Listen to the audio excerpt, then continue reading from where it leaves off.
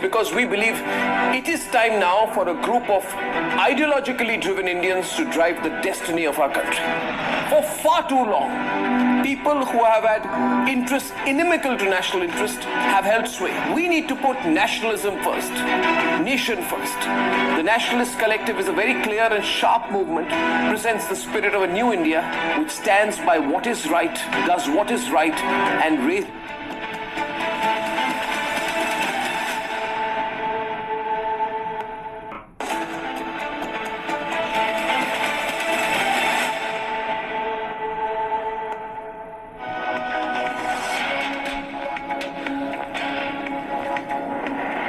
Welcome back. As we stay on the report of the Air India crash, it's a preliminary report, ladies and gentlemen. I also have Captain Ehsan Khalid, who continues to be with us, who is an aviation expert. And in our studios, we have Mr. Bhava, also an aviation expert. And we promised to focus completely on the advisory and the warnings given. I have a document with me. And this is designated by GE, the engine maker, as a confidential document, Mr. Bhava. And this document, and I'd like to get your view and Captain Ehsan Khalid's view as well, because this document specifically was in reference to the Boeing 787 series, and it was specifically on a loss of thrust control, which they said could occur. It said note: a loss of thrust control may occur.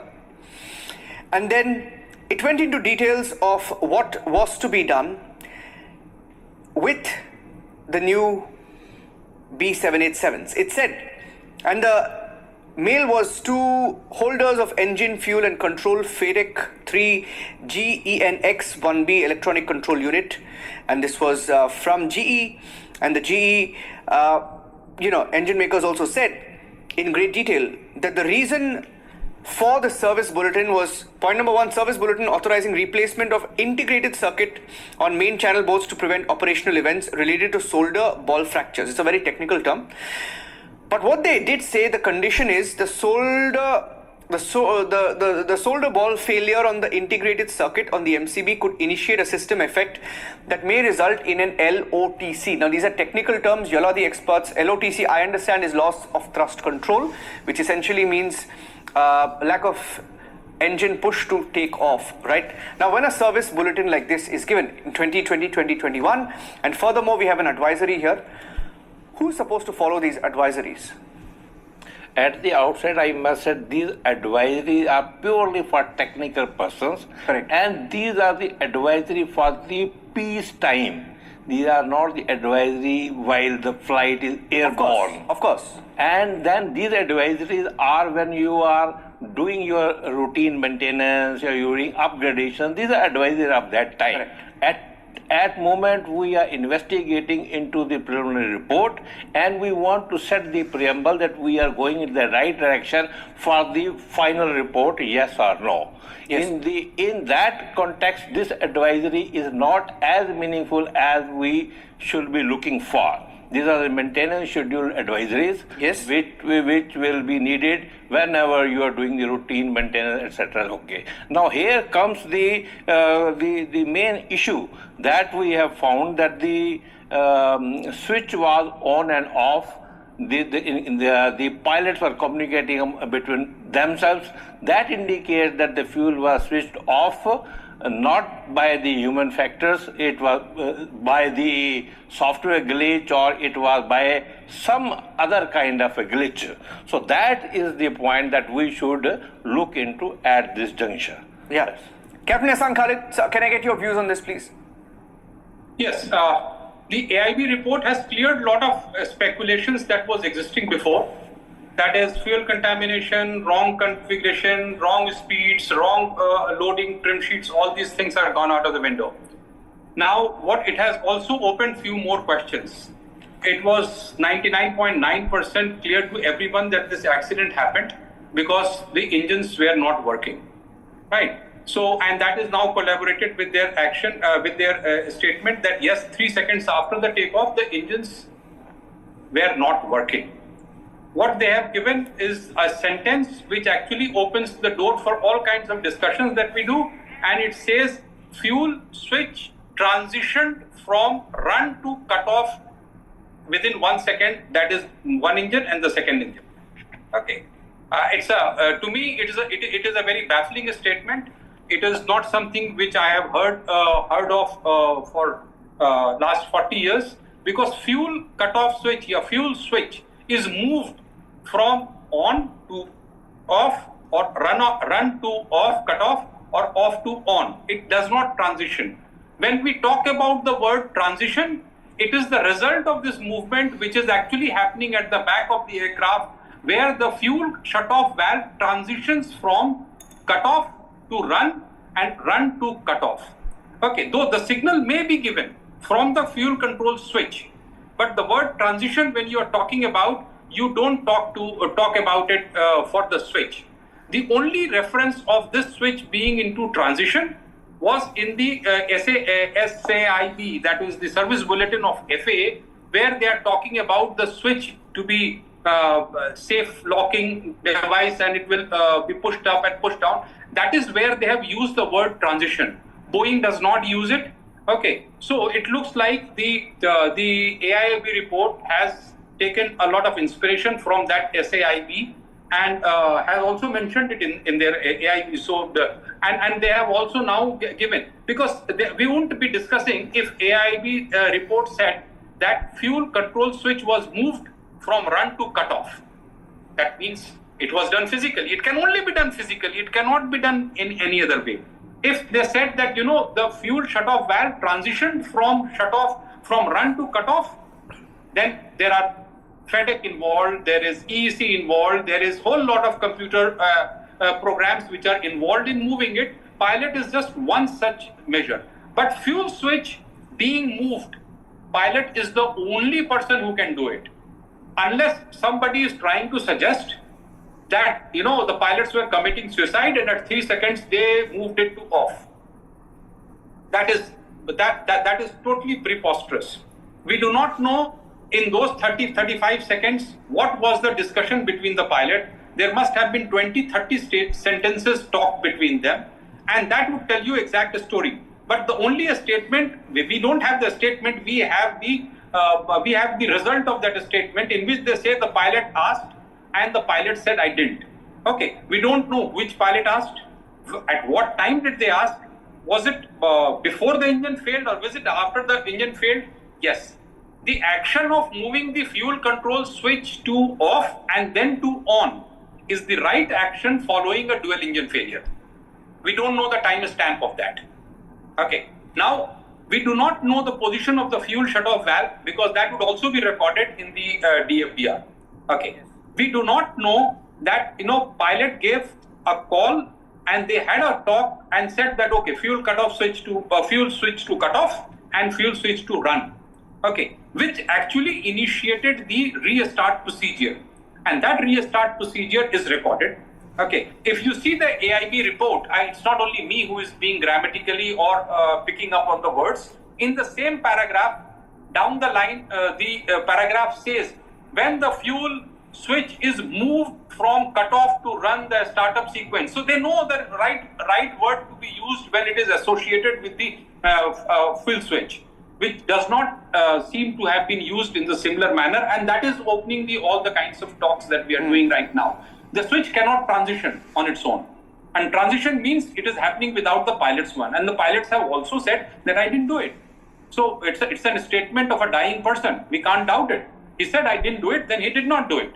Okay, and now the thing comes in, well, they also moved the switches up to start. The deployment of RAT, which takes few seconds, has also happened, which corroborates the fact that probably it happened. We do not know what was the status of the engine before the time stamp of 0842. Does AIB say anything? AIB does not say anything. It says speed was 150, speed was 180, and the aircraft was climbing. And does it say that everything was right? What all indications were given in the cockpit? Was it engine failure, left engine failure, right engine? We don't know. We are in as much dark about what actually happened, but the AIB has given an indication for a speculation and then directed us to a document of FAA SAIB. Let me tell you, FAA SAIB is of no consequence, is of not even advisory for an Indian operator. Yes, DGCA may take inspiration from FAA and put their own directive. Okay, I can't modify an aircraft of Indian registration based on FAA SAI. Oh yes, Boeing can do that. Okay, then Boeing will take out a service bulletin based upon an FAA and then tell us to do this. Okay, but putting this into AIB, I don't know what was the purpose of doing it. Even the language, what is being used in the FAA SAIB 2018, FAA is being used in our AIB. So then I'm also wondering then why did the AAIB then use it in this communication at all, right? I asked them that fuel switch was transitioned from run to cutoff. Yeah. This is a stupid statement. Okay. Yeah, stay with me, sir. I want to get in a word from Group Captain Bajpai as well, but I have a breaking news update now coming in. Another incident involving another Air India aircraft coming to light now. July 12th, 2025, that's today, an Air India aircraft VTTNQ A320 reported ground turnback event at Riyadh due to fuel vapor smell after engine start. The aircraft was scheduled to operate AI 922 Riyadh to Mumbai. As per pilot, after the engine startup, strong smell of fuel vapor in the cockpit and cabin was reported. Both engines were shut down and the aircraft returned to bay with ATC approval. Engineering inspections are under progress further in Riyadh. Alright, Harsha with the details, and I'll quickly go across to Group Captain Bajpai as well. Harsha. Yes, Niranjan, so it is AI 320, it is AI 922, it is the Airbus 320 which was bound for Mumbai. For Riyadh, it experienced a technical snag today in the morning only, and it returned to the base because there was a foul smell of the vapor in the cabin and the cockpit, and immediately the pilot turned off the engine so that so that there's nothing inside the cockpit or cabin, and no adverse thing happens in the aircraft. And all the three issue. First, this particular AI 320 issue at Riyadh. Between 2021 to 2024, almost 8 to 10 A320 aircraft, Airbus 320, got stuck up in Middle East because of the fuel leak.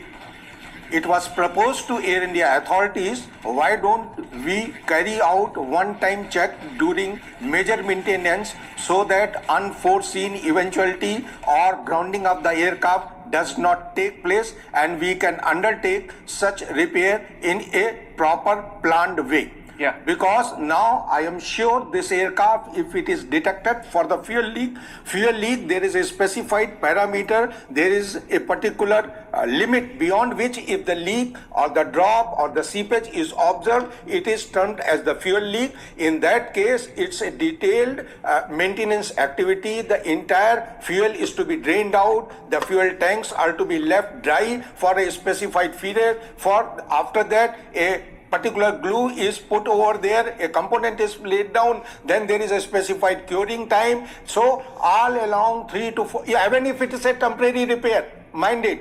Yeah. Permanent repair, the aircraft remains on ground for a longer period. It could be very well combined with the major maintenance of the aircraft, and along with that, this situation could have been avoided. It's not the first incident. It has happened many number of the points, and beauty is that it gets caught in Middle East, while we have got within the domestic sectors flying, it is never detected, because those people go as per the book, as per the laid down fuel leak definitions. This was point number 1.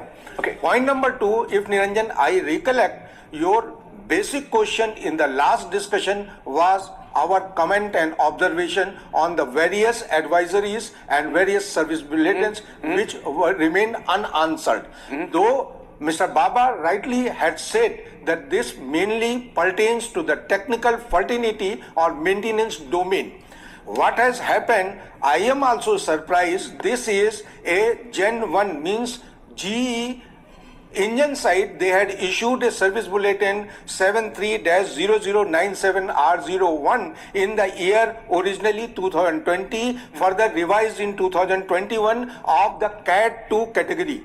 Correct. These service bulletins gets divided in Cat 1 category, Cat 2 category and Cat 3 category. Cat 2 category service bulletins are to be taken seriously because it's laid down with a particular time limit within so many cycles, within so many pressurization cycle, within so much time period, this is to be carried out.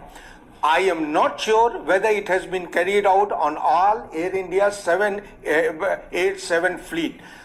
You had asked another thing, that who is responsible for embodiment of these service bulletin. Solely and primarily it is the responsibility of quality control manager, who is the DGCA post holder.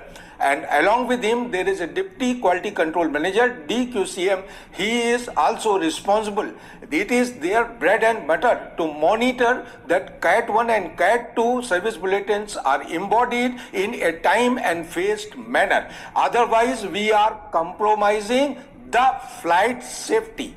Yeah. And it is entirely the responsibility of Flight Safety Department of Air India to ensure that such Cat 1 and Cat 2 service bulletin does not remain unnoticed, does not remain So I think it's safe. modified. One more point, again the most important responsibility is of the DGCA, who carries out the annual audit, and this is a very important So is it safe to say, sir, check by the DGCA is it no such lapses are there. So we've been talking about DGCA. 2018, 2020, 2021, the crash happens in 2025. I don't know whether now, they have carried out or not. That's what I'm saying. I'm now my question is, if there is a very important point. Yes. It is not the light one. It is also dealing with the thrust loss. Absolutely. Sir, can I request you to stay with us? I'll quickly take a short break and come back. I have to take a commercial break. I'm coming back with the live coverage. Request you gentlemen to stay with us. Live coverage on the Air India crash report continues here on Republic. Stay tuned.